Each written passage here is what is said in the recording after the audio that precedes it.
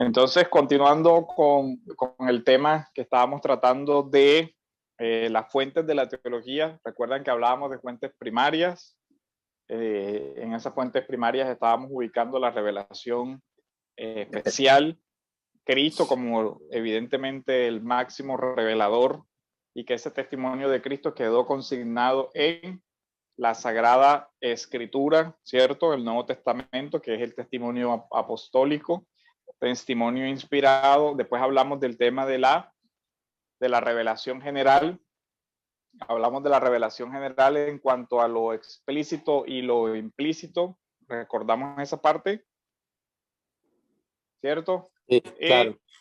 Y la metodología para, digamos, derivar principios. Y en ese punto simplemente que hay que añadir que cuando entonces se habla de principios, se hablaría de aquellas cosas que son compatibles o incompatibles con esos principios, que hay un ejercicio pues de reflexión para la aplicación de esos principios, que era la ponderar esos principios. Y luego sí, digamos que vamos a entrar ahora a lo que serían esas fuentes secundarias. Ya hemos hablado de la regla de la fe, y este punto es importante porque la regla de la fe quedó consignada en donde, en lo que se llama la tradición inspirada, y esa tradición inspirada es el testimonio apostólico, que son los evangelios, las cartas.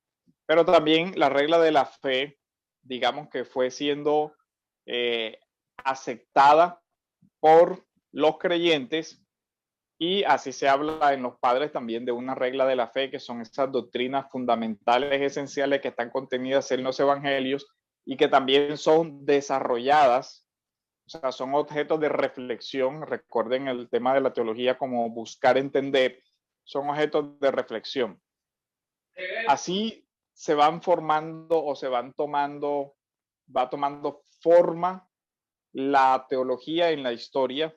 Esto sería un poquito de teología histórica, y de nuevo recomendarle la obra del progreso del dogma. Y por aquí, de pronto, para hacerle algo de propaganda, de paso, esta obra es importante en esta parte. ¿Alcanzan a ver ahí? ¿Alcanzan a ver? Sí, señor. Aquí hace un análisis sobre las fuentes primarias de las obras de referencia, el desarrollo de la teología en la historia de la iglesia, y un panorama de la relación entre la escritura y la teología. Esta obra de Cunningham para teología histórica es importante. Y ahí hacerles un llamado también al tema de que, miren, lo que nosotros estamos desarrollando aquí es un resumen, digamos, una píldora de lo que es el estudio de la teología. Hay muchas cosas que por razones de tiempo, y es difícil realmente escoger entre todos los temas, y la idea es que ustedes tengan una síntesis, pero el ejercicio es que usted pueda leer esos textos que estamos desarrollando. Hoy vamos entonces a enfocarnos en el tema de los concilios y los primeros documentos de fe que son importantes para la construcción de la teología. Aquí sería importante que usted estudiara, les insisto de nuevo, el tema de los padres. Hay un conjunto de autores que se les denominan los padres apostólicos, que son los que comprenden las obras del siglo I y del siglo II. Por lo general ya estos materiales están compilados.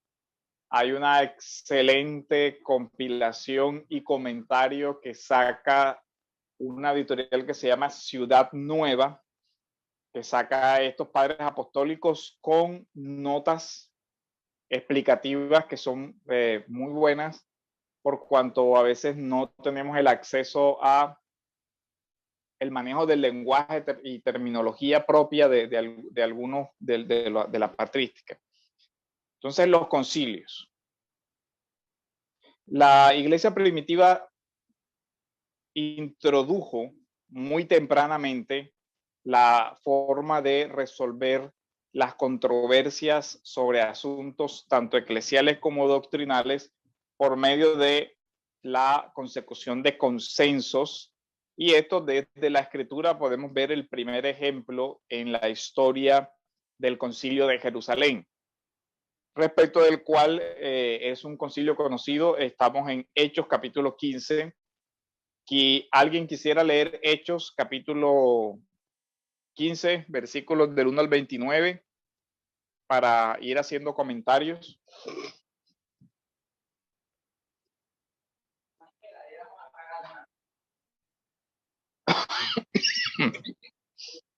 Hechos capítulo 15. ¿Quién lo puede leer?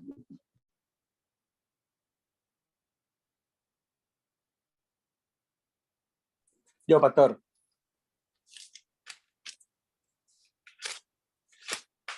Hechos capítulo 15, dice así. Reina Valera, 1960. Entonces algunos que venían de Judea enseñaban a los hermanos: si no os circuncidáis conforme al rito de Moisés, no podéis ser salvos. Como Pablo y Bernabé tuviesen una discusión y contienda no pequeña con ellos, se dispuso que subiesen Pablo y Bernabé a Jerusalén y algunos otros de ellos a los apóstoles y los ancianos para tratar esta cuestión.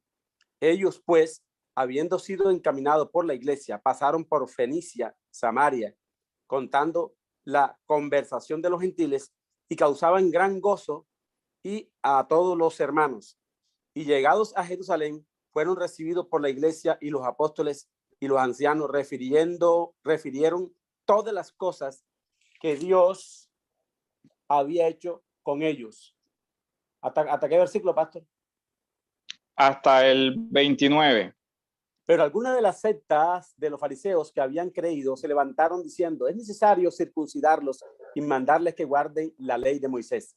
Y se reunieron los apóstoles y los ancianos para conocer de este asunto, y después de mucha discusión, Pedro se levantó y les dijo: varones hermanos, vosotros sabéis cómo ya hace algún tiempo que Dios escogió que los gentiles oyesen por mi boca la palabra del evangelio y creyesen. Y Dios, que conoce los corazones, les dio testimonio, dándoles el Espíritu Santo lo mismo que a nosotros. Y ninguna diferencia hizo entre nosotros y ellos, purificando por la fe sus corazones. Ahora pues, ¿por qué tentáis a Dios poniendo sobre la cerviz de los discípulos un yugo que ni nuestros padres ni nosotros hemos podido llevar? Antes creemos que por la gracia del Señor Jesús seremos salvos de igual modo que ellos. Entonces toda la multitud cayó y oyeron a Bernabé y a Pablo que contaban cuán grandes señales y maravillas había hecho Dios por medio de ellos entre los gentiles. Y cuando ellos callaron, Jacob respondió diciendo: varones hermanos, oídme. Simón ha contado cómo Dios visitó por primera vez a los gentiles para tomar de ellos pueblo para su nombre. Y con esto concuerdan las palabras de los profetas, como está escrito: después de esto volveré y reedificaré el tabernáculo de David que está caído, y repararé sus ruinas y lo volveré a levantar, para que el resto de los hombres busque al Señor, y todos los gentiles sobre los cuales es invocado mi nombre. Dice el Señor, que hace conocer todo esto desde tiempos antiguos, por la cual yo juzgo que no se inquieten a los gentiles que se convierten a Dios, sino que se les escriba que se aparten de las contaminaciones de los ídolos, de fornicaciones, de ahogado y de sangre, porque Moisés desde tiempos antiguos tiene a cada ciudad quien lo predique en la sinagoga donde es leído cada día de reposo.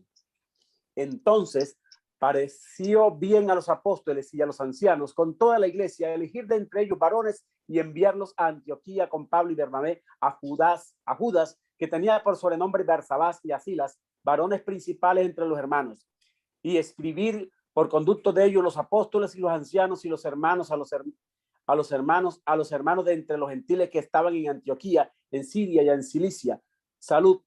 Por cuanto hemos oído que algunos que han salido de nosotros, a los cuales no dimos orden, os ha inquietado con palabra, perturbando vuestras almas, mandando circuncidaros y guardar la ley. Nos ha parecido bien, habiendo llegado a un acuerdo, elegir varones y enviarlos a vosotros con nuestros amados Bernabé y Pablo, hombres que han expuesto su vida por el nombre de nuestro Señor Jesucristo. Así que enviamos a Judas y a Silas, los cuales también de palabra os harán saber lo mismo, porque ha parecido bien al Espíritu Santo y a nosotros no imponeros ninguna carga para que estas cosas necesarias que os abstengáis de los sacrificios a ídolos de sangre, de ahogado y de fornicación, de los cuales cosas, si os guardéis, bien haréis. Pasadlo bien. Hasta ahí. Ok. Miren, varias observaciones. El tema central es un tema que comprometía la doctrina de la salvación. Si no os circuncidáis conforme al rito del Moisés, no podéis ser salvos. Entonces, miren que el tema tiene una relevancia por cuanto está comprometiendo digamos, un elemento esencial de la fe, a saber, la salvación. ¿Cuál es el medio, digamos, de la salvación? Ahora, se reúnen los apóstoles y los ancianos, es decir, se reúne la iglesia digamos, en los oficiales que la representan en ese momento histórico, apóstoles y ancianos, y muchas otras personas que estaban presenciando el tema.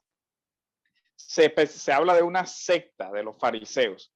Hasta aquí recordemos que el tema secta no tiene la connotación que nosotros le damos hoy de desviación y esto, sino que había dentro del momento histórico cultural del pueblo de Israel, se le llamaba secta a esos partidos diferentes que eran los herodianos, los fariseos, los saduceos, los esenios, todo eso, sin que tuviera la connotación negativa de herejía hasta ese momento en la historia. Posteriormente el término fue tomando ese matiz y ese significado, pero no es el que tiene aquí mismo. Sin embargo, los fariseos sí tenían aquí una idea particular sobre la necesidad de la circuncisión como elemento adicional para la salvación. Es decir, la fe más una obra, en este caso, el tema de la circuncisión. Pablo ya también desarrolla este tema en Gálatas y todo lo que implica, ¿verdad? Pero note que aquí la fórmula de resolución, uno, es basado en la escritura, en la obra de Dios, en lo que ellos llaman a visto de la dirección del Espíritu Santo y en el consenso. Todos hemos llegado al acuerdo, hemos acordado. No se habla de la derogación de Moisés, al contrario, se dice Moisés tiene quien lo predique en las sinagogas cada sábado, pero se hacen correcciones y estas correcciones se hacen por escrito de tal manera que la iglesia tiene uno de los primeros consensos sobre un tema doctrinal y ordena que se corrijan estas ideas para evitar perturbar a la iglesia, es decir, para evitar divisiones y para evitar la proliferación de ideas contrarias al evangelio. Pablo también hace esa misma corrección en Gálatas, pero hoy vamos a hablar, ahora aquí vemos cómo esta instrucción apostólica, este concilio de Jerusalén, queda establecido dentro del canon y por lo tanto es un precedente no solamente a nivel histórico, sino que al quedar establecido el testimonio como una decisión corporativa de la iglesia por consenso, pero además en el canon inspirado, evidentemente que ahí hay una gran diferencia entre ese concilio de Jerusalén y cualquier otro concilio posterior. Las diferencias son muchas, pero hay que comenzar en las notas esenciales, no nos vamos a detener en todas, pero en el concilio de Jerusalén tenemos vivos a los apóstoles todavía, entendiendo que los apóstoles eran testigos privilegiados de la enseñanza de Cristo y los hechos de Cristo y por lo tanto tenían una autoridad importante y constitutiva sobre la iglesia que pues el fundamento apostólico será la base de la iglesia. Y en esto quiero que leamos Efesios 4 del 20 al 22 y alguien que busque Apocalipsis 21:14. ¿Lo tienen ahí? ¿Quién lo puede leer? Efesios, ¿qué pasa? 4. Efesios 4 del 20 al 22. Listo. Dice así la palabra. Efesios 4 del 20 al 22. Ya, me pasó la hoja. El 20 al 22. Dice, mas vosotros, Reina Valera, no habéis aprendido así a Cristo. Si en verdad le habéis oído y habéis sido por él enseñados conforme a la verdad que está en Jesús, en cuanto a la pasada manera de vivir, despojado del viejo hombre que está viciado conforme a los deseos engañosos y renovados en el espíritu de vuestra mente y vestido del nuevo hombre, creado según Dios en la justicia y santidad de la verdad. No, Efesios. Déjame lo busco aquí. Del 20 al 22. Ya va, dame un segundo. No, es donde habla del fundamento apostólico. ¿Verdad que lo copié mal? Donde dice que el Dios ha instituido maestros, apóstoles, 5, evangelistas. Es el 5. Sí, creo que es el 5. Sí. De pronto anoté mal. El 4:11. 4:11. No. Bueno, sí. Vamos a corregir ahí 4, entonces. Sí. Dice, okay. Y él mismo constituyó a unos apóstoles, a otros profetas, a otros evangelistas, a otros pastores y maestros, a fin de perfeccionar a los santos para la obra del ministerio, para la edificación del cuerpo de Cristo, hasta que todos lleguemos a la unidad de la fe y del conocimiento del Hijo de Dios, a un varón perfecto, a la medida de la estatura de plenitud de Cristo. Hasta ahí. Ok. Textos antes ha hablado de los dones. El que descendió es el mismo que subió por encima de todos los cielos, y él mismo, es decir, Cristo mismo constituyó a unos apóstoles, a otros profetas, a otros evangelistas, a otros pastores y maestros. Entonces aquí vemos el tema de un don pastoral, un don o una vocación, un llamado a ser apóstoles, un llamado a ser profetas, pero todos esos tienen un solo fin: perfeccionar ¿a quién? A los santos para la obra del ministerio y la edificación del cuerpo de Cristo. Ahora, la particularidad del Concilio de Jerusalén con relación precisamente a los apóstoles es, como hemos dicho, los apóstoles se convierten, o el testimonio apostólico se convierte en el fundamento de la fe de la iglesia, en la medida en que ellos son testigos de qué cosa, de los hechos y las palabras de Cristo. Por lo tanto, depositarios de la tradición en el sentido de depositarios de la enseñanza oral que Cristo les dio y que después ellos, por la guía del Espíritu Santo, colocan por escrito en el Nuevo Testamento. Es decir, que ellos conservaron esa tradición y ahí se convierte en la regla de fe por excelencia, la palabra escrita o la revelación inspirada. Ahora, el Concilio de Jerusalén tiene entonces elementos particulares que le distinguen de cualquier otro concilio posterior, como serían, entonces, ese concilio sería una norma primaria. ¿Por qué? Porque está en el canon, su decisión, su consenso, las cartas que se envían, lo que ellos, la forma como se resolvió el conflicto, la disputa que había, quedó en el canon inspirado de tal manera que no hay ningún concilio igual en autoridad a este primer concilio. ¿Qué aprendemos de este primer concilio? Aprendemos que surge tempranamente en la historia de la iglesia una decisión consensuada. Ahora, esto no es tan nuevo, porque recuerden que está el antecedente ya en Israel de consejos de ancianos. Desde Moisés incluso se ve como Moisés instituye más siervos y va delegando asamblea dentro del pueblo, va escogiendo a las cabezas principales del pueblo, y eso se convierte, digamos, como en una especie de consejo. Después de eso, también en el Nuevo Testamento vemos la figura del Sanedrín, que es una institución corporativa. ¿Qué aprendemos de esto? Que los concilios posteriores, que son normas secundarias, norma normada por la Escritura, pues la validez de todos los concilios van a depender de la conformidad de los concilios con la tradición apostólica, es decir, con el texto inspirado.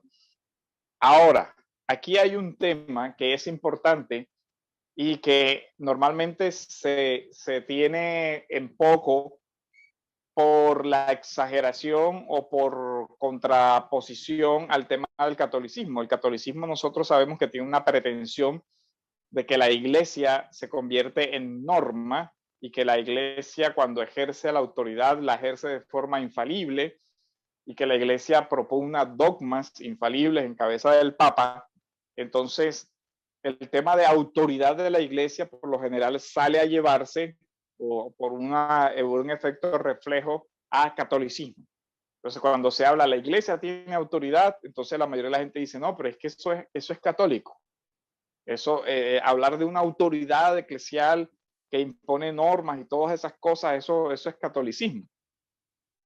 Pues ya vimos entonces que realmente el Concilio de Jerusalén fue la iglesia reunida con sus oficiales, establece, estudia una situación doctrinal como es la afirmación de una parte de la escuela de personas que habían creído, porque dice que de los fariseos que habían creído que tenían una postura sobre el tema de la salvación y ellos decían que además de la declaración de fe en Cristo era necesario el tema de la circuncisión. Entonces la iglesia se reúne en sus oficiales y toma una decisión de carácter moral y espiritual. La iglesia es columna y baluarte de la verdad.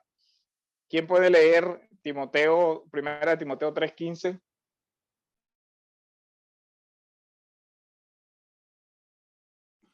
Dice, para que si tardo sepas cómo debes conducirte en la casa de Dios, que es la iglesia del Dios viviente, columna y baluarte de la verdad. Ok. Entonces miren que la iglesia es ¿qué? Columna y fundamento. ¿De qué cosa? De la verdad. Entonces, esa verdad está ahí. Ahora, la iglesia también Dios le delega una autoridad, que es una autoridad, ya la hemos visto, moral y doctrinal. Moral, la vemos en Mateo 18, del 17 al 18. ¿Recuerdan? Es un famoso texto donde habla de la disciplina, donde dice primero a la persona, luego si no, dilo, ve y háblale con testigos, y si no, dilo a la iglesia. Dilo a la iglesia, ¿para qué? Para que la iglesia precisamente tome la decisión correspondiente al juicio moral de la persona involucrada. Entonces, tenemos que la iglesia ejerce una autoridad. Ahora, una autoridad que recibe ¿de dónde? De que la iglesia es columna y baluarte de la verdad. Recibe esa autoridad. Es decir, cuando la iglesia juzga, por eso el texto de Mateo dice lo que atéis o desatéis, que es una forma muy del lenguaje rabínico de cuando la iglesia resuelve una controversia, ata o desata, resuelve, emite un juicio, eso tiene una validez. ¿Por qué? Porque se entiende que la iglesia es esa guardiana. Ahora, se entiende que la iglesia, que la resolución que tome la iglesia es válida en la medida en que la norma que le norma la escritura sea uniforme esa decisión, o sea, coherente esa decisión con lo que dice la escritura. Pero lo que quiero resaltar aquí es que la iglesia tiene una autoridad que no debe ser despreciada, menospreciada, subvalorada cuando la iglesia emite una decisión. Porque comúnmente, si bien es cierto, nosotros entendemos que la iglesia no es infalible, como lo pretende a veces, como lo pretenden los dogmas de la iglesia católica, no es menos cierto que no se puede desconocer o despreciar a la ligera esta autoridad que Dios, por medio de su palabra, le concede a la iglesia. Entonces, la iglesia, en su historia, es fuente de teología. Las decisiones que la iglesia ha tomado son un precedente doctrinal que orienta la construcción teológica. Por eso decíamos, de tal manera que apartarse de ese precedente es un asunto muy, pero muy delicado.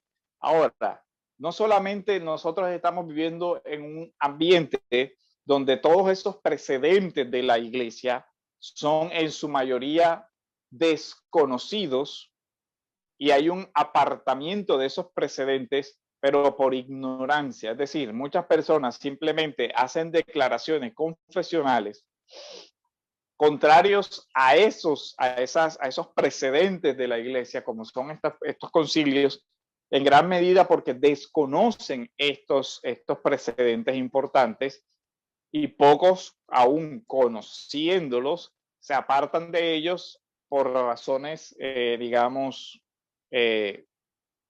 no justificadas.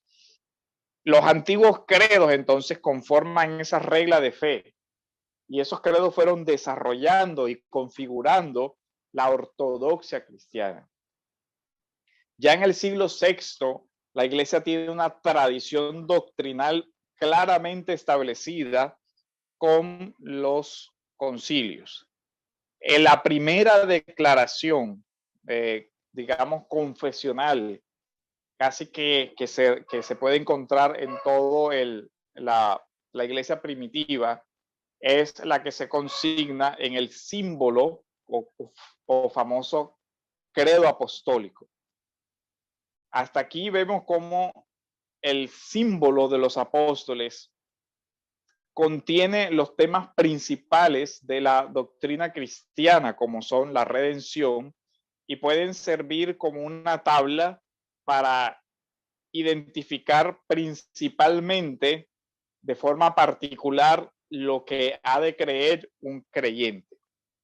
El uso del símbolo, al llamado símbolo de los apóstoles, ya lo hemos notado.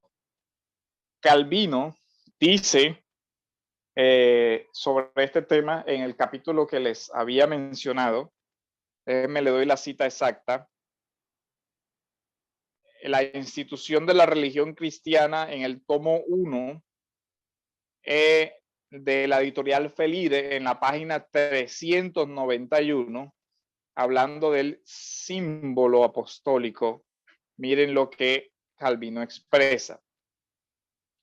Al llamarlo símbolo de los apóstoles, no me preocupo mayormente de investigar quién pueda haber sido su autor.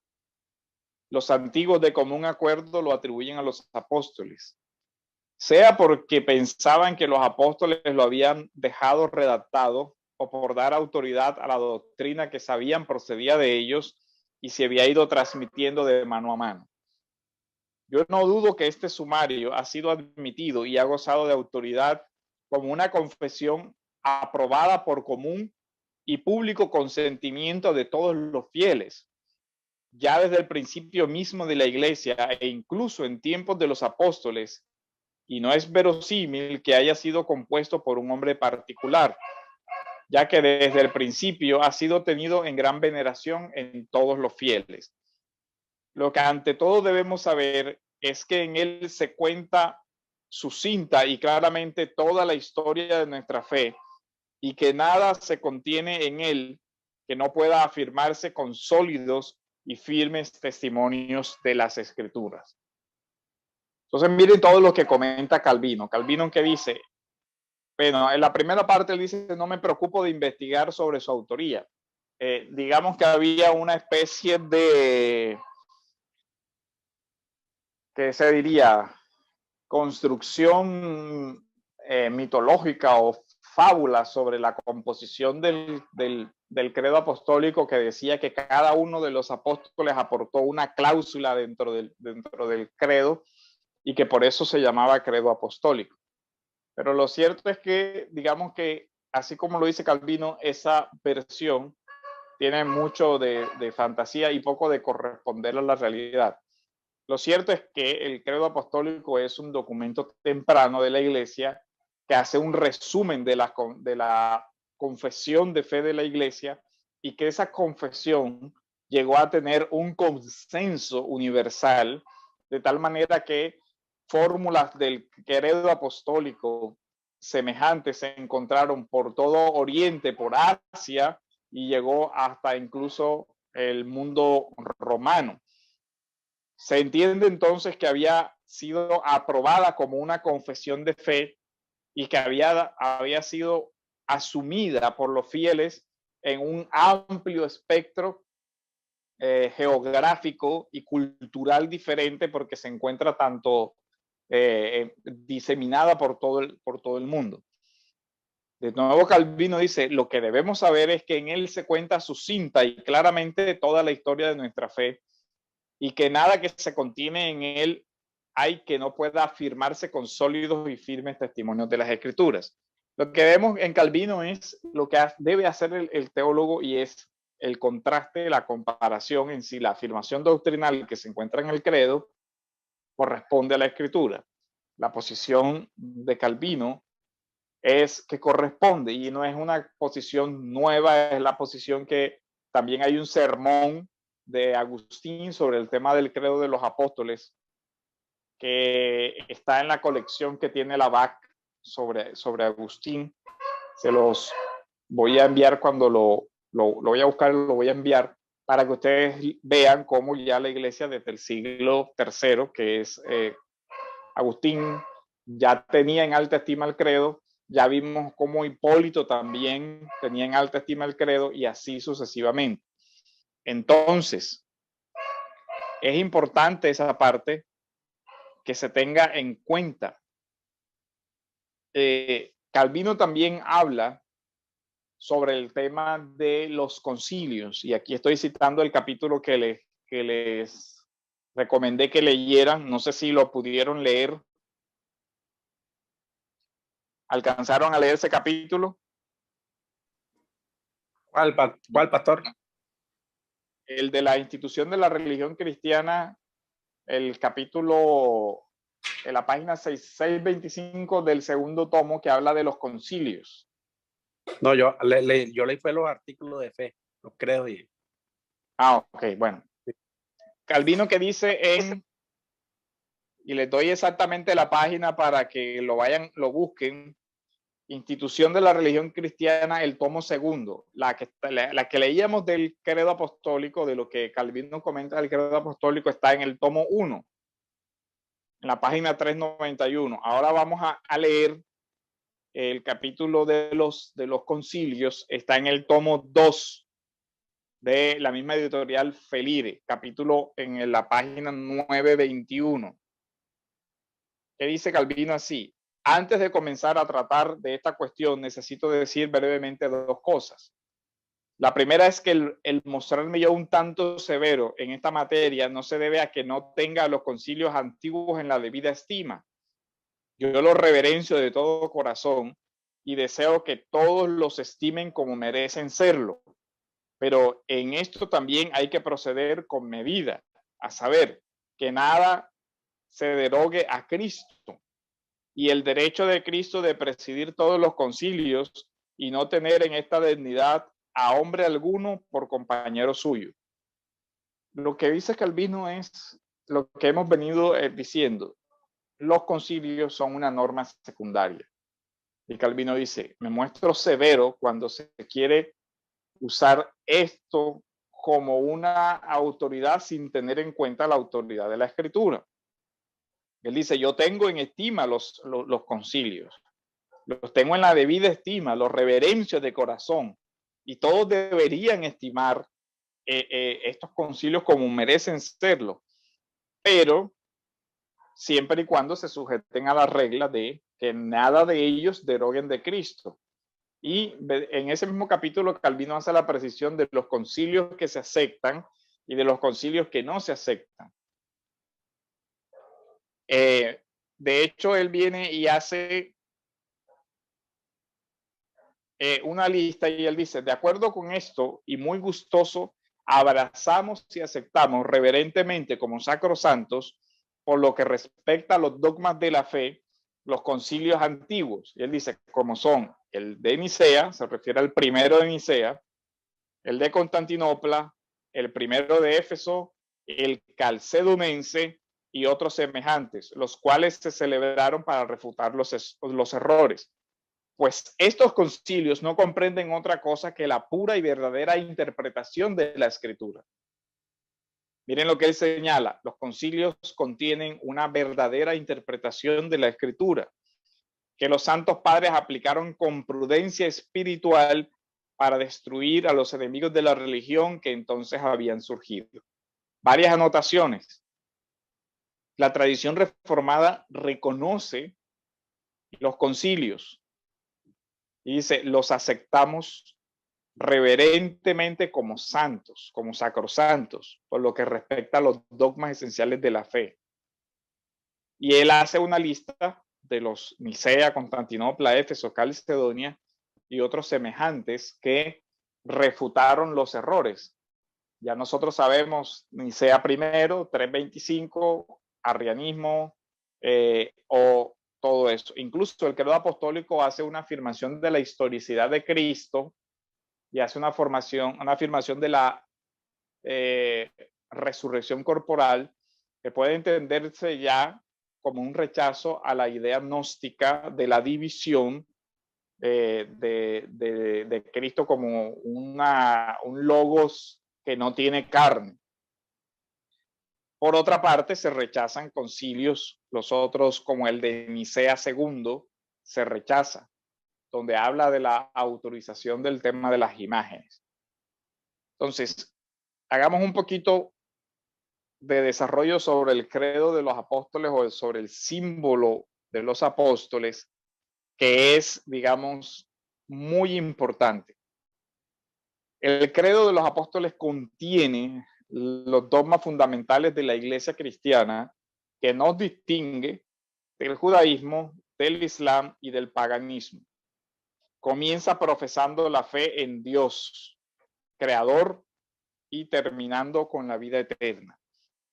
El credo apostólico es trinitario en su clasificación y contenido, ya que se hace una confesión expresa de cada uno de cada una de las personas de la Trinidad. En los artículos se resume brevemente también la doctrina acerca de la iglesia como cuerpo de Cristo. El símbolo o el credo apostólico da énfasis a la humanidad de Cristo y esto, repito, se explica por el tema de la controversia gnóstica. Entonces vemos como la principal característica de estos credos y confesiones de fe primitiva, y no tenemos tiempo aquí para desarrollar las confesiones de fe que están dentro de la misma escritura. De hecho, voy a enviarles también un documento sobre las confesiones como quedan consignadas en el Nuevo Testamento, porque el Nuevo Testamento recoge himnos, por ejemplo, que exaltan la divinidad de Cristo, y recoge confesiones de fe, fragmentos de confesiones de fe primitivas que se clasifican en varias, de un solo miembro, de 2 miembros y de 3 miembros. Es decir, las que confiesan a Cristo, las que confiesan a Cristo y el Espíritu, las que confiesan a Cristo, al Espíritu y al Padre. Pero hoy no vamos a desarrollar esa parte, porque evidentemente que esas confesiones que están dentro de la Escritura son norma suprema porque están en el canon inspirado. Lo que estamos evaluando es cómo los credos y las confesiones, evidentemente enraizados en las Escrituras y que depende su validez de que sea de que tenga coherencia, consistencia, concordancia, y que la interpretación que se hace de esos textos sea adecuada, entonces serían válidos. Los gnósticos creían que Jesús parecía simplemente tener un cuerpo humano, pero que no lo era. Creían que Jesús era un Dios que parecía ser hombre, pero que tampoco lo era, puesto que la Biblia establece claramente que Jesús es totalmente divino y totalmente humano. El símbolo entonces refleja esa clara enseñanza de la Escritura. ¿Qué dice el símbolo o el credo? Creo en Dios Padre Todopoderoso, creador del cielo y de la tierra.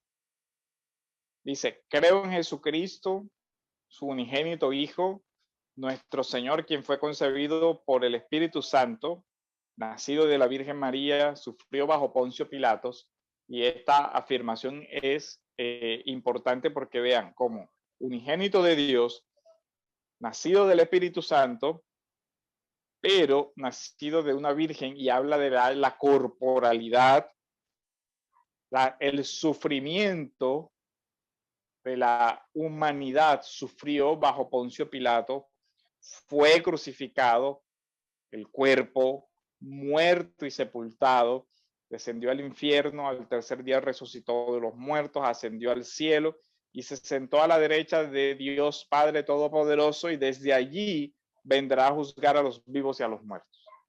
Pues miren cómo se condensa la doctrina esencial de Cristo. Cualquier elemento que falte de esto, ya hay una deficiencia. Son los elementos mínimos de la fe. ¿Qué es lo que todo creyente debe creer sobre Cristo? Que es el unigénito Hijo del Padre, que fue concebido por el Espíritu Santo, que nació de la Virgen María, que sufrió bajo Poncio Pilato, que fue crucificado, que murió, que fue sepultado.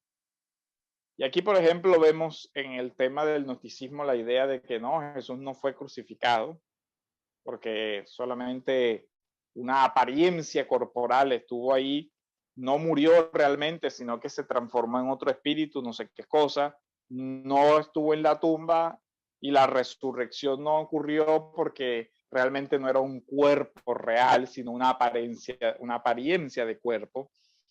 Miren que se da la doctrina de la ascensión, la doctrina del juicio venidero, el juzgar a los vivos y a los muertos. Luego hace una confesión sobre el Espíritu Santo. Ahora, ¿por qué la confesión sobre el Espíritu Santo es más corta que la confesión de la persona de Cristo?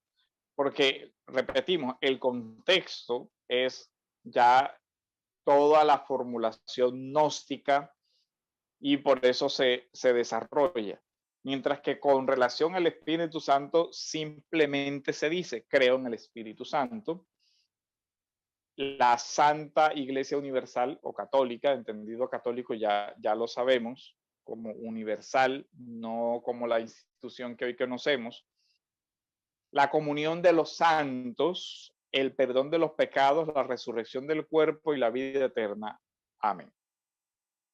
Entonces vemos cómo tiene tres partes muy claramente diferenciables. Creo en Dios Padre, creo en Jesucristo, creo en el Espíritu Santo. Y vemos cómo Hipólito, en su tradición apostólica, ya lo hemos dicho, el bautismo, el bautizado bajaba al agua y quien le bautizaba le decía, crees en Dios Padre Omnipotente, y el que se bautiza dirá, creo. Después le dice, crees en Cristo Jesús, el Hijo, nacido del Espíritu Santo, nacido de la Virgen María, que ha sido crucificado bajo Poncio Pilato, y él tenía que responder. Entonces, esa parte, digamos que establecía ya la conexión de esa declaración confesional, doctrinal, en el contexto del bautismo. Se entiende entonces que quien se va a bautizar debe tener claramente identificados estos dogmas esenciales, estos puntos cardinales de la doctrina cristiana, y prestar asentimiento, es decir, comprenderlos hasta donde pueden ser comprendidos, y declarar públicamente que cree en la fe. Ahora, viene en el tiempo el credo de Nicea en el 325, y ese credo tuvo un desarrollo en el 381 en Constantinopla, de tal manera que se habla de que el credo es niceno-constantinopolitano. Recordemos aquí algo importante. Los concilios, ya lo notamos, seguían la regla de la mayor unanimidad posible para su aprobación.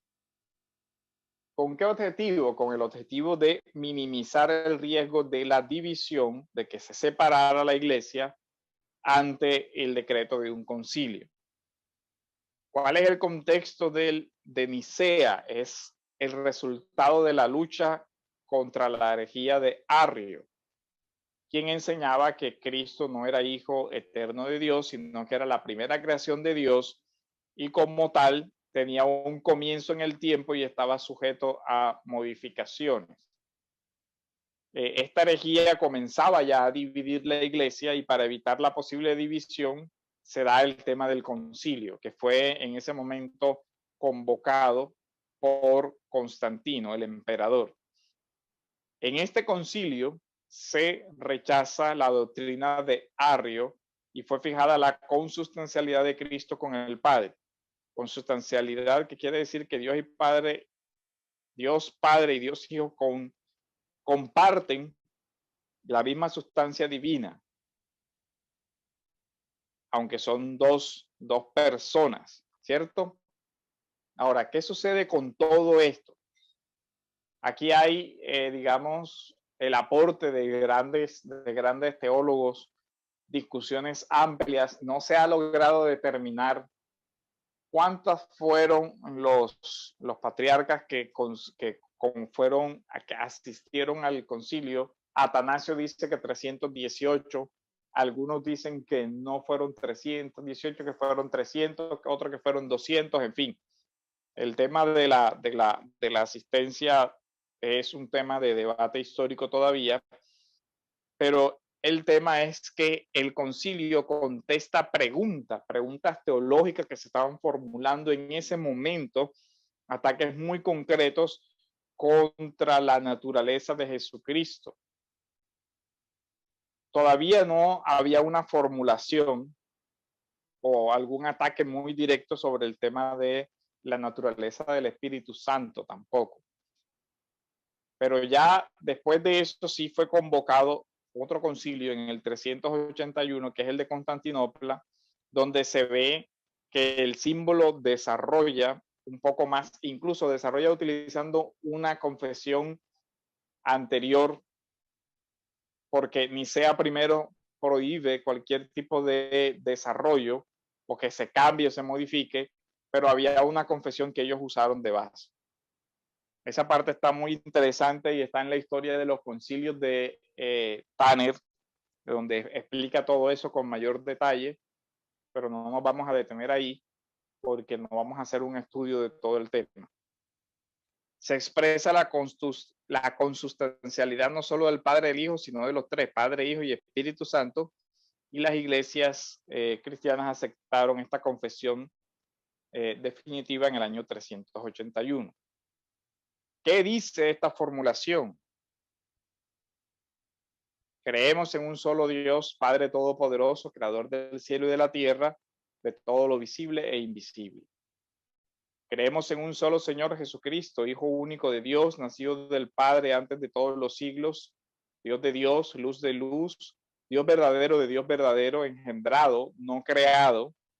Se rechaza el arrianismo, de la misma naturaleza del Padre, por quien todo fue hecho, que por nosotros y por nuestra salvación bajó del cielo, por obra del Espíritu Santo se encarnó de María, la Virgen, y se hizo hombre, y por nuestra causa fue crucificado en tiempos de Poncio Pilato, padeció y fue sepultado, resucitó al tercer día, según las Escrituras, subió al cielo y se sentó a la derecha del Padre, y de nuevo vendrá con gloria para juzgar a vivos y a muertos, y su reino no tendrá fin. Creemos en el Espíritu Santo, Señor y dador de vida, que procede del Padre y del Hijo, que con el Padre y el Hijo reciben una misma adoración y gloria y que habló por los profetas. Creemos en la Iglesia, que es una, santa, universal y apostólica. Reconocemos un solo bautismo para el perdón de los pecados. Esperamos la resurrección de los muertos y la vida del mundo futuro. Amén. Luego viene el credo de Calcedonia, que sigue desarrollando la parte cristológica. Luego viene el credo de Atanasio, que se realmente se le da el nombre de Atanasio, pero el símbolo no es posible que haya sido escrito, o por lo menos hasta ahora eso es lo que se entiende, porque Atanasio murió en el 373 y el símbolo, el credo de Atanasio, es más o menos del año 500. Lo que sí se sabe es que evidentemente las ideas del credo de Atanasio surgen de su defensa teológica de la Trinidad y que corresponden a las escrituras y que fueron incorporadas, por tanto, en este símbolo. El credo se origina en la Iglesia de Occidente y probablemente en el norte de África o en la Galia. Muestran vestigios de este pensamiento también en Agustín. De tal manera que nosotros vemos que hay un desarrollo teológico, sobre todo en el tema de la Trinidad. En el documento que yo les voy a enviar está también el credo, no lo vamos a leer, pero nosotros vemos cómo la iglesia desde el principio tuvo que luchar contra ideas, no solamente contra la filosofía y contra todas otras cosas, y para eso asumió varias vías, tanto de defensa como de ataque, sino que también la iglesia tuvo que enfrentar herejías, y esas herejías las enfrentaron primero asumiendo un debate sobre los puntos que eran controversiales. Y en esos temas aparece los concilios como una forma de debatir las ideas y llegar a un consenso. De tal manera que nosotros debemos entender algo. Los credos, las confesiones, tanto las primitivas como las actuales me refiero incluso a las de la Reforma, son de mínimos, en el sentido de que son consensos de lo esencial, de lo que es, digamos, sustancial. Pero muchas veces las afirmaciones son bastante generales, pero son lo mínimo que se considera que corresponde a la ortodoxia. Salirse de ahí es salirse de la ortodoxia. Pero los credos no desarrollan toda la extensión de los temas, ni se ocupan de los detalles mínimos de todos los temas, porque establecen precisamente como ese lineamiento esencial, la esencia. Ya los detalles van siendo desarrollados poco a poco. Pero la confesionalidad de la iglesia permite expresar de manera concisa y por lo tanto los elementos esenciales que forman las bases de la unidad. La iglesia antigua utilizó esta importante herramienta para precisar su contenido doctrinal y así hacer un tamizaje de aquellas enseñanzas que no correspondían a la verdad. Las confesiones de fe de la iglesia, tanto las primitivas, las que están en esos contenidos, en esos credos, y las que vienen de los credos de la Reforma, hoy más que nunca tienen una importancia vital. ¿Por qué? Porque hoy, ante una cantidad de denominaciones y en general de movimientos, la mayoría de estos movimientos tienen la declaración: hay una sola autoridad que es la Biblia. Pero las confesiones de fe antigua contienen declaraciones esenciales de la Biblia, pero también proveen cierta base de unidad para los cristianos y permite cierta diversidad al reconocer los mínimos esenciales que permiten la unidad y que los desarrollos particulares puedan respetarse. Estos credos se constituyen para todo creyente en elementos para defenderse de las muchas sectas que lo rodean. comienza entonces a resumir y tener gran utilidad la función de las confesiones de fe, que podemos resumirlas así.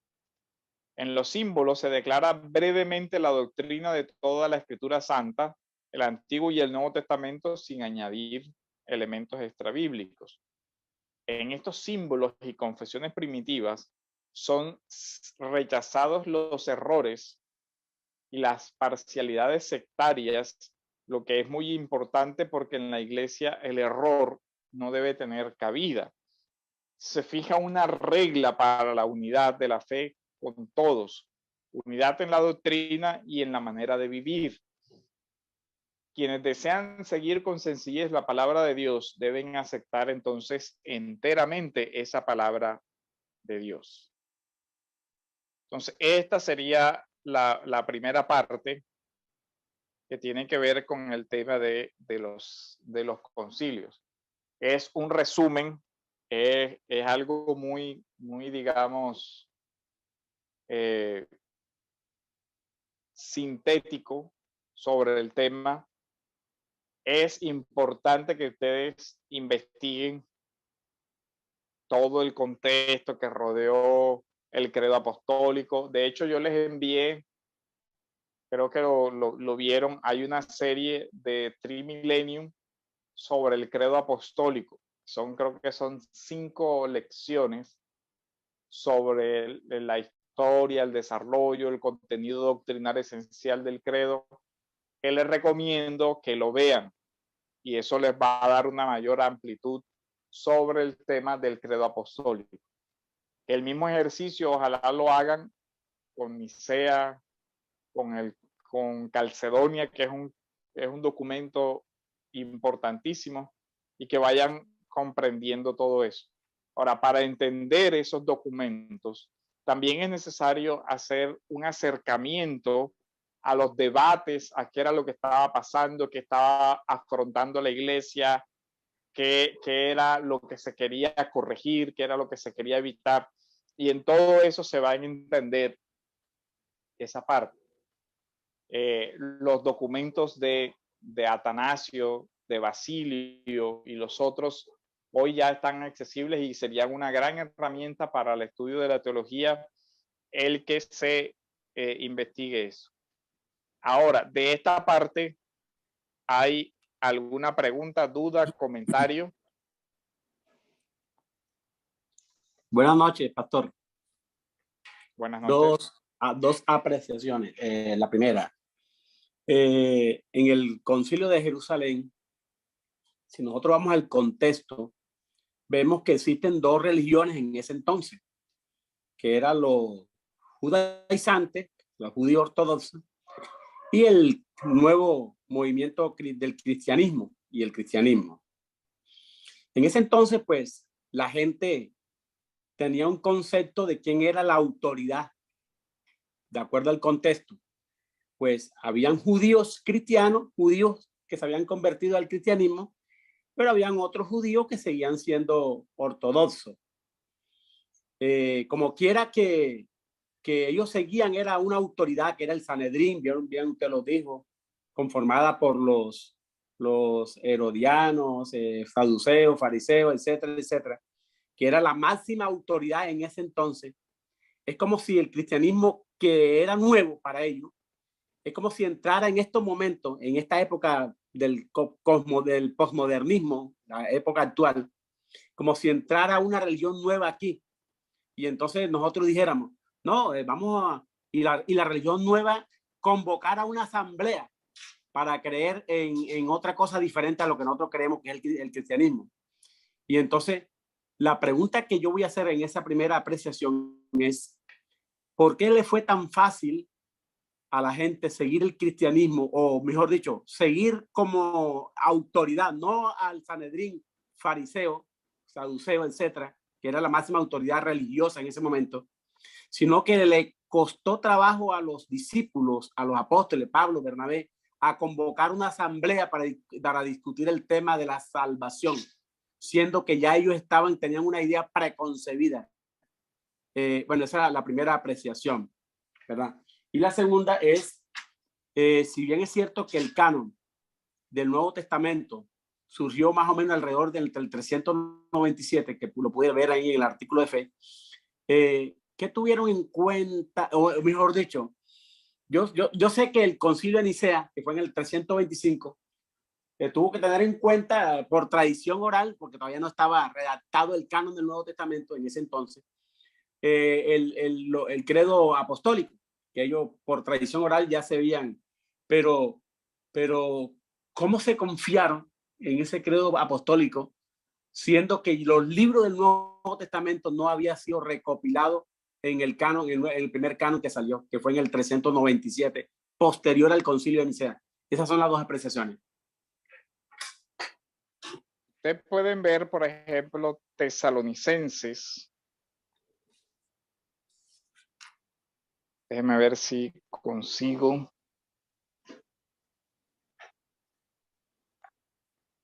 Tesalonicenses, que es una carta que se sitúa más o menos en el año 50, lo cual quiere decir que sería anterior a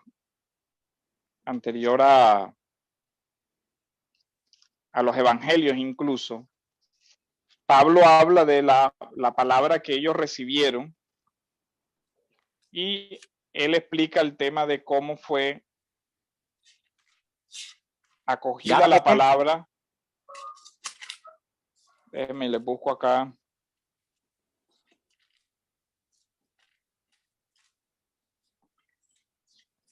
En Tesalonicenses se menciona mucho que él había predicado el evangelio, es decir, antes de la carta, que yo creo que lo tengo en otra Biblia subrayado, ya voy, un segundo.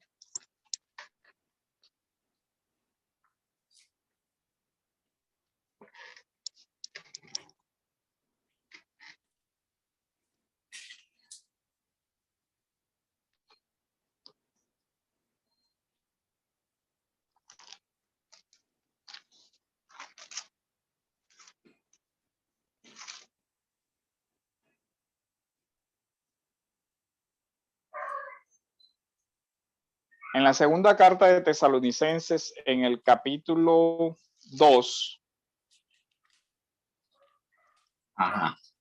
viene y dice: pero nosotros debemos dar siempre gracias a Dios con respecto a vosotros, hermanos amados por el Señor, de que Dios os haya escogido desde el principio para salvación, mediante la santificación por el Espíritu y la verdad en la fe, a la cual os llamó mediante nuestro evangelio.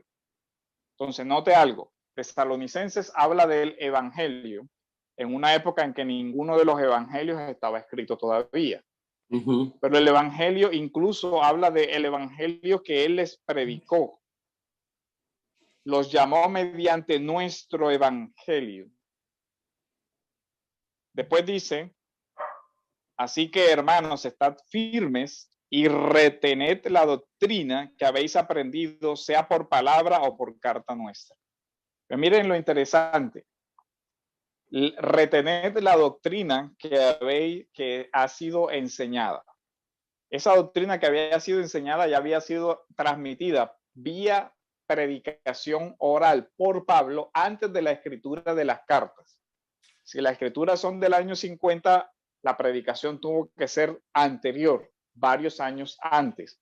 Entonces nosotros tenemos que la configuración doctrinal del cristianismo se dio desde los primeros tiempos. Las cartas presuponen, aquí Pablo presupone, y ya en primera también, en la primera carta, vamos a seguir en ahí mismo, en Tesalonicenses 2, capítulo 3, versículo 6 dice: pero os ordenamos, hermanos, en el nombre de nuestro Señor Jesucristo, que os apartéis de todo hermano que ande desordenadamente y no según la enseñanza que recibisteis de nosotros. Que ya, miren que Pablo en su carta se refiere a una enseñanza que ellos ya habían recibido. Entonces, En el año 40, la iglesia tenía una consolidación doctrinal lo suficientemente clara, incluso antes de la configuración de los evangelios. Ya Pablo predicaba el evangelio. ¿Cuál evangelio? El mismo que después fue consignado por escrito por los apóstoles. Miren, en Primera de Tesalonicenses, capítulo 2, versículo 13, dice lo siguiente: por lo cual también nosotros, sin cesar, damos gracias a Dios de que cuando recibisteis la palabra de Dios que oíste de nosotros, miren, palabra de Dios que oyeron de los apóstoles, la recibieron no como palabra de hombres, sino según es en verdad la palabra de Dios. La iglesia primitiva tenía conciencia, ya en Tesalonicenses, que es una de las primeras cartas, y algunos dicen incluso que es la primera carta, pero no vamos a entrar en ese debate ahora. Ya la iglesia, ya Pablo decía, ustedes entienden que la predicación apostólica es la predicación de la palabra de Dios. No palabra de Pablo, no palabra de Pedro, no palabra de Juan, sino como es en verdad palabra de Dios. Entonces, la iglesia primitiva tenía conciencia, una conciencia muy temprana, por ejemplo, de la divinidad de Cristo, como se encuentra en el himno de Filipenses, donde se habla de la divinidad. De tal manera que esa conciencia temprana de la divinidad de Cristo ya estaba antes de la construcción, antes de la escritura de los evangelios, porque las cartas fueron primero, fueron cronológicamente primero. Entonces, no necesitaban el canon completo, porque con que tuvieran Filipenses ya tenían la doctrina de la divinidad. Y así tenían un eje suficiente como para reconocer, por ejemplo, que el credo apostólico y todo lo demás. Lo que posteriormente se escribe, la iglesia lo recibe, y lo recibe fácilmente. ¿Por qué? Porque era lo que ellos ya habían escuchado por tradición oral. La etapa de predicación, acuérdense que la etapa de composición es correlativa con la conformación de las comunidades. Es decir, Jesús predica oralmente. Escuchan los discípulos, pero también escuchan otros. Los discípulos predican también en el mismo periodo de vida del Señor, y las personas pueden confirmar esa enseñanza por boca después del mismo Señor. Los discípulos predican después de la muerte del Señor, pero todavía estaban vivas personas que habían escuchado el mensaje de Cristo y que podían decir esto sí, esto no. De hecho, los juicios, cuando Pablo se presenta a los juicios, dice, ustedes mismos vieron esto, ustedes mismos escucharon esto, Jesús hizo esto, y muchos de los que están aquí son testigos. Jesús dijo esto y muchos de los que están aquí lo oyeron. De tal manera que la iglesia sigue confesando todo eso, y hay documentos también muy primitivos, y aquí no faltó desarrollar uno, que es la Didache, que antes se situaba cerca del 125 al 150, y ahora se data más temprano. Algunos dicen incluso que la Didache es un documento del año 70 más o menos, donde ya recoge elementos de la liturgia cristiana primitiva y de estas confesionalidades, de estas confesiones de fe. Entonces, la iglesia tenía ya establecido el concepto de palabra de Dios, de tal manera que tenían un canon verbal, pero que ellos consideraban un canon.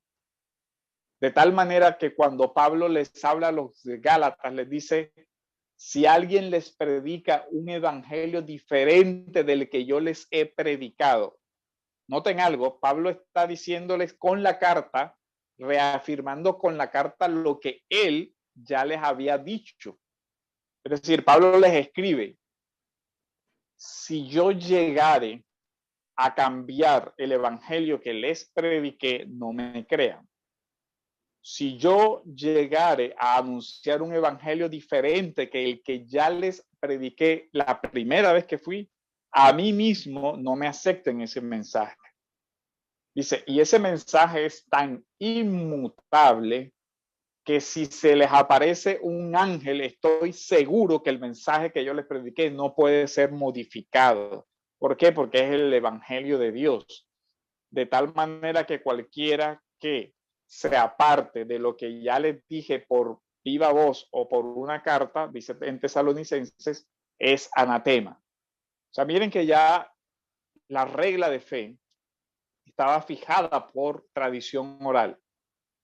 Cuando las iglesias reciben los documentos, no les cuesta nada verificar porque la enseñanza que está en los documentos corresponde con la que ellos ya conocían. Es decir, las iglesias no conocieron el mensaje, no conocieron la doctrina por el texto escrito. De hecho, reciben el texto escrito porque ya conocían el mensaje de viva voz.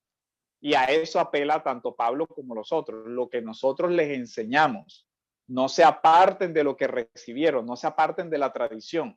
Dice, yo mismo recibí lo que les enseñé, lo que les transmití, dicen Corintios. Entonces, no era necesaria la lista oficial del canon de las verdades, porque ya esas verdades de alguna forma para ellos eran canónicas, eran palabra de Dios.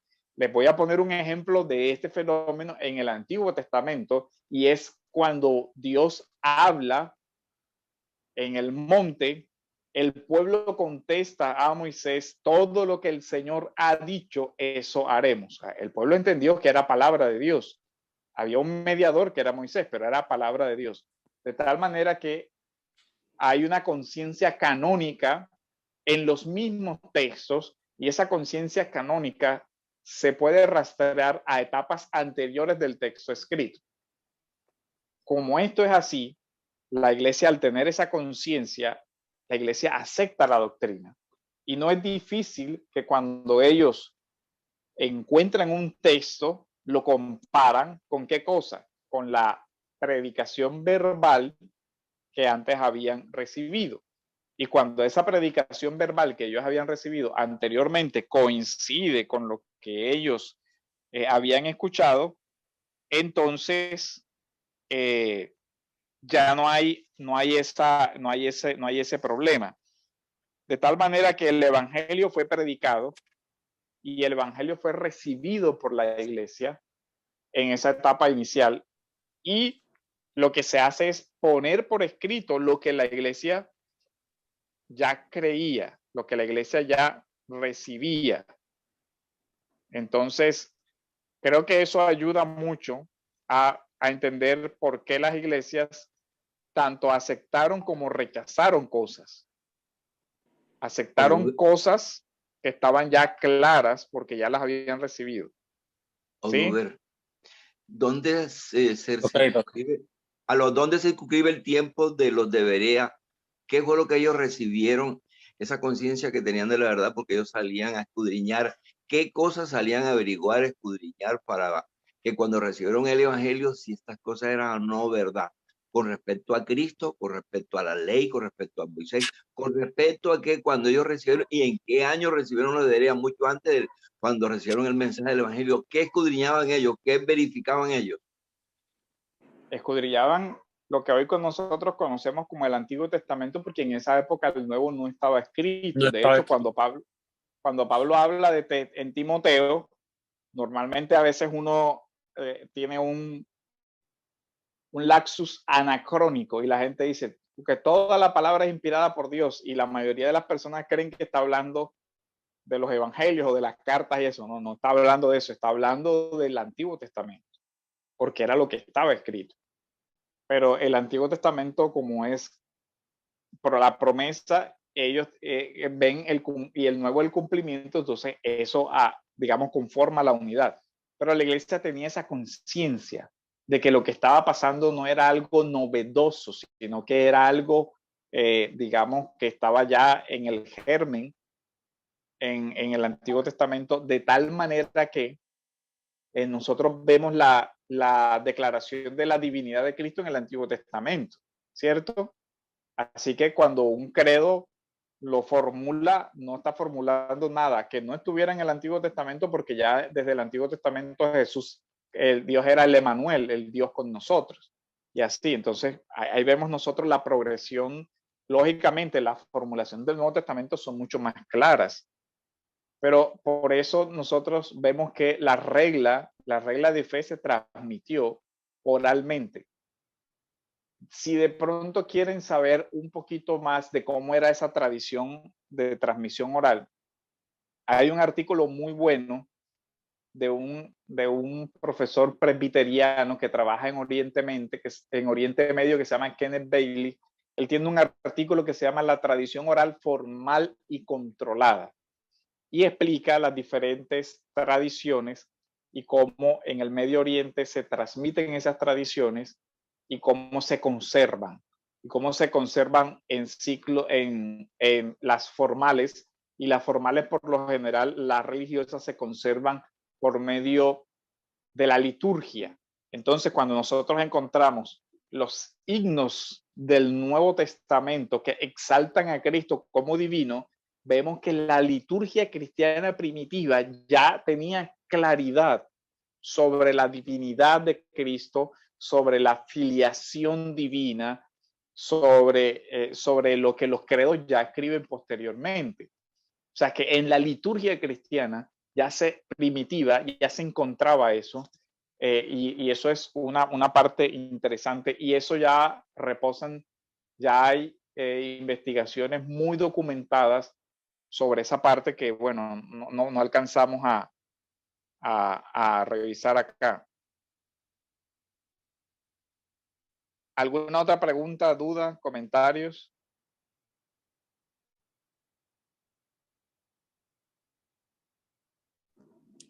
Pastor, no sé si de pronto, como nadie contestó a hacer otra pregunta, no, yo quisiera de pronto hacer otra pregunta. Esta pregunta, si cada texto fue inspirado por Dios en el contexto de una real historia redentora, ¿en qué medida podemos hacer una exégesis adecuada si no consideramos el sensus plenium del texto como ya incorporado desde el comienzo? Es decir, ¿por qué la exégesis podía hacerse de la reflexión teológica aislada desde un comienzo si es parte de su significado? No sé si me hice entender. Miren, algo que tienen que, digamos, entender. Cada documento tiene una cierta independencia teológica, pero a su vez tiene un sustrato. El ejemplo de Tesalonicenses que le acabo de colocar. Ajá. Tesalonicenses tiene un mensaje particular porque va dirigido a una comunidad particular, pero esa comunidad particular ya tiene un horizonte de comprensión previo sobre el que Pablo trabaja. Es decir, ya él sabe lo que antes les enseñó, y al saber lo que ya ellos saben previamente, él puede desarrollar un significado posterior, pero desde lo que en el se llama la precomprensión. Eso no está en el texto y no es necesario que esté en el texto, porque los lectores tienen el mismo horizonte que tiene el escritor. Digamos que hay un mismo horizonte. La dificultad está para nosotros, que no tenemos el mismo horizonte sociológico, cultural, lingüístico del autor y del receptor. Pero hay algo, y es, el significado va creciendo a la medida en que la revelación también se va desarrollando. Nosotros podemos ver una riqueza de significado mucho mayor que la que pueden ver los receptores originales de Tesalonicenses, porque nosotros podemos ya después ver desde las relaciones intratextuales que se forman y que van enriqueciendo el sentido. Lástima que por aquí, déjenme ver dónde lo... Es que hay una gráfica que les puede servir para ilustrar el tema, pero no sé dónde tengo el libro. Hay un librito de teología bíblica de 9 Mars que sacó nuevo, donde él hace una gráfica del sentido cómo va creciendo. Pero el sentido también va creciendo a medida que se van produciendo los otros textos y se va enriqueciendo. Entonces, Pato, esa o sea, parte es muy importante. Pato, disculpe que le interrumpa. O sea, que es probable que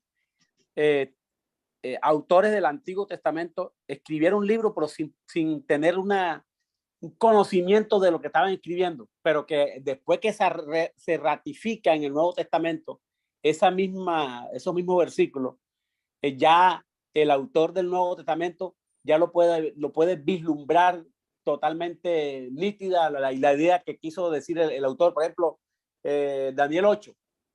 En Daniel 8 el autor no comprendía lo que estaba escribiendo, pero es probable que ahora un texto que corrobore ese mismo texto en el Nuevo Testamento ya tenga más luz que lo que quiso decir el autor en ese momento. Y nosotros como iglesia tendríamos más luz de lo que escribió el autor en el Nuevo Testamento. No sé si es así lo que usted está diciendo. Que mire, cuando el autor inspirado escribe, él entiende lo que está escribiendo, porque no se anula la facultad, digamos, mental. Lo que pasa es que eso que está escribiendo hace parte de la historia redentora, y digamos que él está en una etapa de la historia redentora. Lo que él escribe en ese momento de la historia redentora tiene un sentido tanto para él como para los que lo reciben, porque de lo contrario no habría una comunicación de una verdad de Dios para ese momento. Lo que sucede es que a medida que el desarrollo de la misma historia se va desenlazando, va uniéndose, porque la Biblia es una unidad, se va uniendo, y a medida que las otras restantes piezas se van encajando, eso permite que haya una expansión de la comprensión. Indudablemente, los que vivieron, por ejemplo, en la predicación de Jesús antes de la resurrección, entendieron muchas cosas. Los que vivieron en la predicación de Jesús y además vieron la resurrección, miren que, ¿por qué pongo el ejemplo? Porque en un corto periodo de tiempo se puede ver el gran cambio en la comprensión. Es decir, los apóstoles escucharon cosas en la predicación de Jesús que no alcanzaron a comprender. Y el mismo Nuevo Testamento lo dijo muchas veces. Esto no lo entenderéis ahora. Esto no lo podréis recibir ahora. Lo entenderán después. ¿Y cuál fue el después? El después fue la muerte y la resurrección. Entonces, cuando el Señor resucita, miren que en un periodo de tiempo se da, y obviamente llega el Espíritu Santo. Ellos lo que habían entendido de una forma muy reducida, a pesar de que habían recibido el mensaje, lo entienden en una plenitud. En un corto periodo de tiempo se da un progreso en la comprensión muy grande. Ahora, ¿habían entendido algo la primera vez que el Señor les dijo? Sí, pero no mucho. Pero el evento de la cruz de alguna manera les abre los ojos y se produce como en el camino de Maús, ¿cierto? Dice, pero nosotros pensábamos que tal cosa y tal cosa. Y él le dice, bueno, pero... Y después ahí al final dice que Dios les abrió el entendimiento y comprendieron. Pero comprendieron algo que ya estaba ahí y que incluso habían leído muchas veces. Claro. La comprensión de la iglesia es iluminada por el Espíritu Santo. Eso es sin duda. Y a medida que cada libro del canon se iba desarrollando, digamos, y la historia iba progresando, evidentemente también la comprensión de la iglesia se fue desarrollando. Y ya digamos que cuando se escribe el Apocalipsis, evidentemente que Juan tiene una visión mucho más, digamos, desarrollada y clara sobre el mensaje salvador de Cristo. Lástima que aquí no tengo, si quieren, si me dan, denme un segundito y yo miro porque hay una gráfica que les puede ayudar para ver esa parte.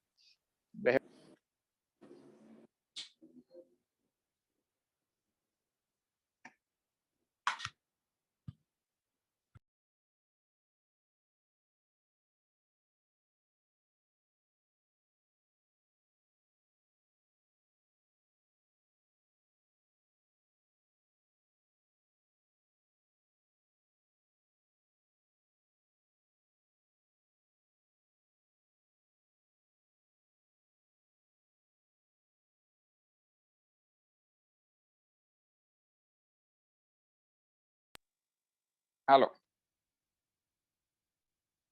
Telepato. Déjenme, le busco este gráfico, es bien interesante.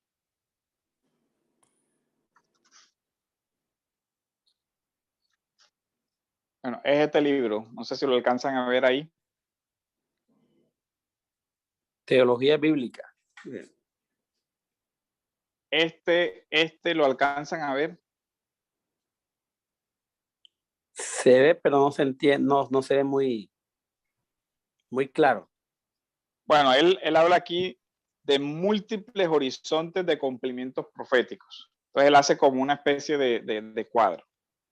El significado, el momento de la profecía original, lo establece acá abajo. No sé si alcanzan, ahora lo alcanzan a ver ahí, ¿no? Se ve como especie de una recta en ascendente. Ajá, pero entonces, las etapas no se alcanzan a leer. El momento de la profecía original va creciendo, sí. Se va dirigiendo, va dependiendo de el cumplimiento, dice, pueden tener un cumplimiento aquí, ese cumplimiento va desarrollándose hasta llegar al cumplimiento final. A ver, es que tengo el celular, como tengo en el celular, igual ahorita les mando una foto para que la puedan ver. Y al final hay un significado teológico histórico definitivo. Hay otro cuadro que es lastimosamente, no sé si lo alcanzan a ver. Sí, ahí igual. se ve. Nada, bueno, yo les mando la foto ahora. También hay, a medida que se va desarrollando progresivo, el tiempo de histórico redentor va culminándose. Por ejemplo, promesas hechas a Abraham, nacimiento de Isaac. Después viene el Sinaí, la tierra, David, Salomón, hasta que se da cielos nuevos y tierra nueva. Entonces, de la promesa de una tierra de Abraham, se termina en una tierra nueva, un cielo nuevo. Entonces, ahí va progresando el sentido.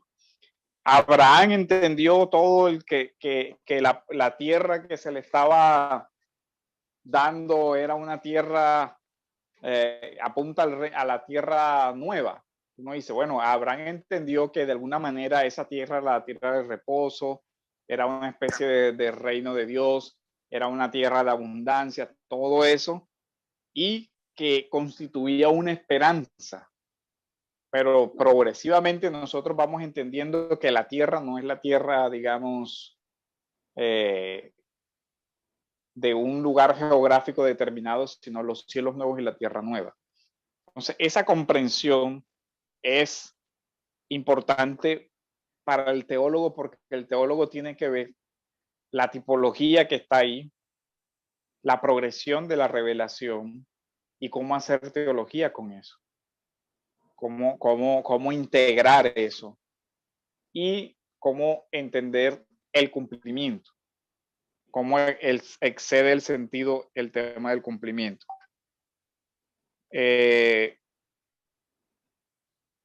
Ya tenemos, bueno, la última parte que quería tratar antes de terminar es sobre el tema del lenguaje de la teología.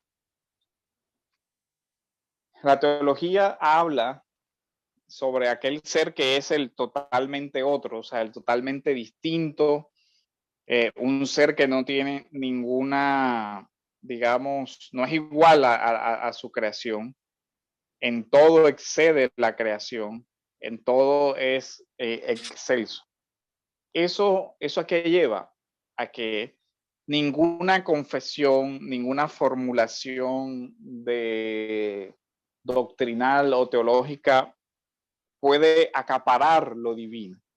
El lenguaje humano no es capaz de captar toda esa esencia de Dios.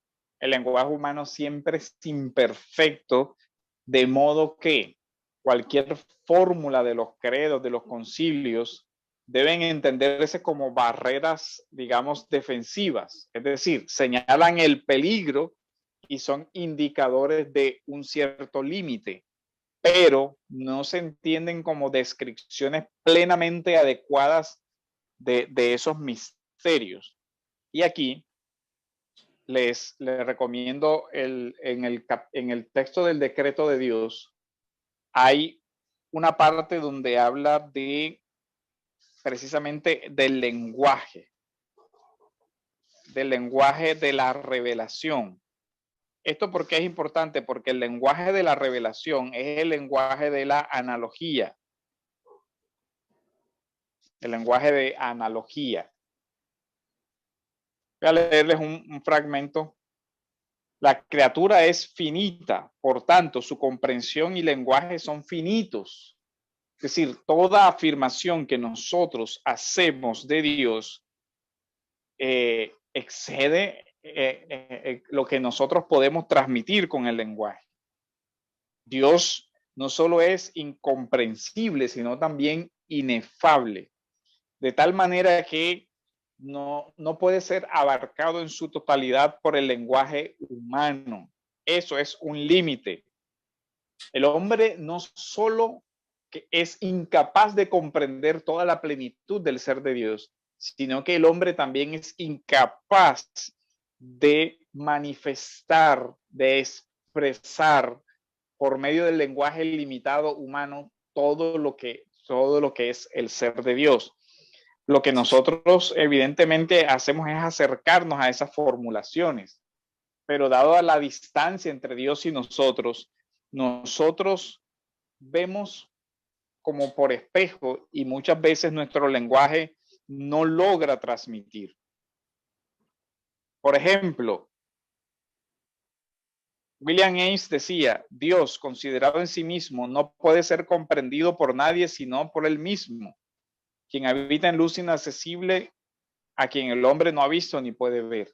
Entonces, la teología siempre hace un lenguaje analógico. Los teólogos hablan del método de pensar y hablar del conocimiento de Dios como lenguaje analógico. Ahora, esto no quiere decir que conocemos a Dios por medio de las analogías. Una analogía es un punto de comparación entre dos aspectos, la participación, o sea, algo que es semejante a, como las parábolas. El lenguaje analógico atribuye a Dios ciertas cosas que corresponden con su ser, pero que de alguna manera están cercanas a lo que el hombre percibe en el mundo material. La forma más sencilla de explicar esto es que hay una semejanza en el lenguaje de las parábolas. El reino de los cielos es semejante a tal cosa. Y hay un punto que es el punto de encuentro entre el ser de Dios y la criatura.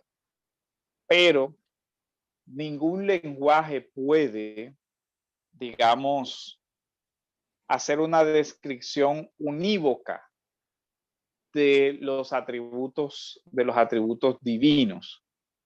Eso es importante que nosotros lo comprendamos. Entonces, la teología trabaja con un lenguaje analógico, porque los credos o cualquier afirmación doctrinal humana no es capaz de contener en sí toda la expresión del ser de Dios, y por eso siempre son como barreras defensivas. Esto hasta aquí es donde se puede llegar, y hasta aquí constituye un límite de lo que podemos con certeza expresar de Dios, pero de ahí no es recomendable pasar porque ya el misterio se contempla, no se explica. Entonces, eso, una breve nota sobre el tema del lenguaje analógico en la teología. Y bueno, aprovechemos estos últimos minutos para precisar el tema del trabajo. Les había pedido la pregunta problema y el título sobre el que del título del ensayo sobre el que van a trabajar. El objetivo de eso era poder saber qué temas iban a trabajar para poder identificarlos y ver qué materiales les pueden servir de referencias. Entonces, importante que si no tienen eso, lo hagan lo más pronto posible. ¿Sí? Pastor, sí, ya yo, no, particularmente, yo, bueno, voy a trabajar con el hermano Freddy, que también está ahí, está también conectado. Yo inicialmente voy a coger el tema de la teología liberal, que siempre me ha llamado mucho la atención. Entonces, para ver qué libro usted me sugiere, la premisa que vamos a partir es la siguiente pregunta. Aquí está. ¿La hermenéutica liberal tiene o no que ver con el origen de limitar el significado del texto a su audiencia primaria?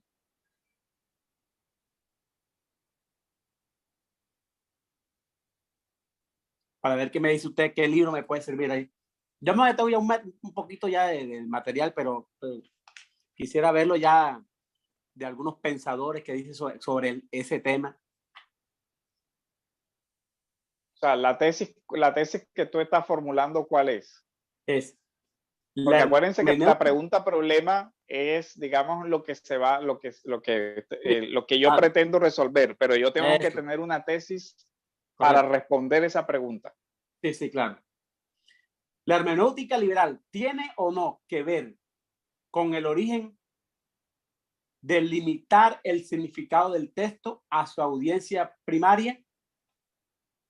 Porque la respuesta es no. Sí, pero, ajá, ¿cuál es la tesis que formulas? La hermenéutica es no, porque la hermenéutica liberal no origina a que se interprete un texto a la luz de ese contexto.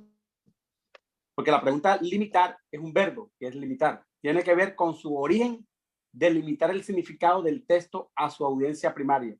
La respuesta es no. Porque es que la hermenéutica liberal toma esa premisa interpretativa y la transversa. Ya, porque en el periodo de la escolástica, muchos teólogos cristianos acudían a teólogos judíos para interpretar el Antiguo Testamento.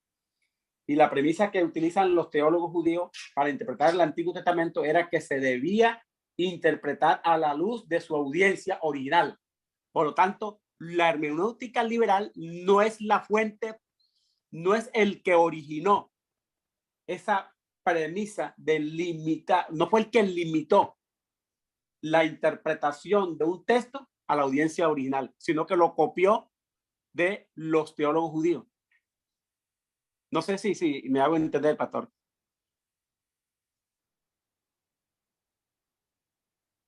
Lo que pasa es que tienen que tratar de formular, digamos, una tesis, y ahí te tocaría precisar. Cuando hablas de hermenéutica liberal, tienes que referirte por obligación al método histórico crítico y precisar, digamos, dentro de ese tema, a qué punto te estás refiriendo y hacer como la precisión de los conceptos. Sí. Y ellos, acuérdate que ellos dividen entre métodos y acercamientos. Entonces tienes que hacer también tú la distinción, el método, los diferentes acercamientos. El método, además, tiene ciertos presupuestos, digamos, de índole epistemológico o filosófico, como le quieras llamar, que son los que son problemáticos. Entonces, si yo te puedo, pásame la parte de la formulación, la pregunta y la tesis, para yo ver qué material te puedo mandar sobre eso. Igual el resto, háganlo, porque hay un término que acuérdense que lo da el seminario y que necesitamos que lo presenten a tiempo, porque hay que revisarlo, y acuérdense que son claro. Se lo paso por el grupo por donde pasan. Sí, por el grupo de WhatsApp, y de paso les va sirviendo al otro. Yo les había colocado ahí que Jonathan me comentó que el plazo es el 11, no es 15 o el 11. 10 de marzo. Entonces tienen que entregarlo en ese plazo, y hay que tienen que hacerlo porque después me toca a mí el trabajo de revisarlos y tengo que mandar las notas dentro de un plazo. Entonces, si ustedes se demoran, yo voy a tener problemas para calificar. Y si no entregamos las notas dentro del plazo, no nos van a valer las materias. Entonces, eso es importante que lo hagamos con toda la rigurosidad del tema para que no tengamos contratiempos con los plazos, con el seminario, porque ellos tienen a su vez que enviar eso dentro de dentro de su plan.